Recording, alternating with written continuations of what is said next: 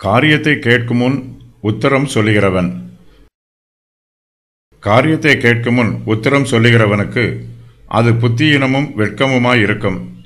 மற்றவர்கள் பேசுவதற்கு முன்பாக தாங்கள் முந்தி பேச வேண்டும் என்று சிலர் விரும்புவார்கள். எல்லோருக்கும் முன்பாக தாங்கள் முதலாவதாக பேசுவதாக நினைத்து இப்படிப்பட்டவர்கள் பெருமைப்படுவார்கள். காரியத்தை கேட்கும் முன் உத்தரவு சொல்லிவிடுவார்கள். வழக்கின் ஒரு பக்கத்தை மாத்திரம் கேட்டுவிட்டு மறுபக்கமும் அப்படியே இருக்கும் என்று தீர்மானம் செய்து விடுவார்கள். வழக்கின் 2 பக்கத்தையும் கேட்கும் அளவுக்கு இவர்களிடத்தில் பொறுமை இருக்காது. வழக்கை முழுமையாக கேட்க வேண்டும் என்று பிரயாசம் எடுக்கவும் மாட்டார்கள். காரியத்தை முழுமையாக கேட்கும் முன் உத்தரவு சொல்லக்கூடாது. அப்படி சொல்லுவது மதியீனமான காரியம். வழக்கை முழுமையாக விசாரிக்காமல் சொல்லப்படும் தீர்ப்பில் நீதியும் நியாயமும் இருக்காது.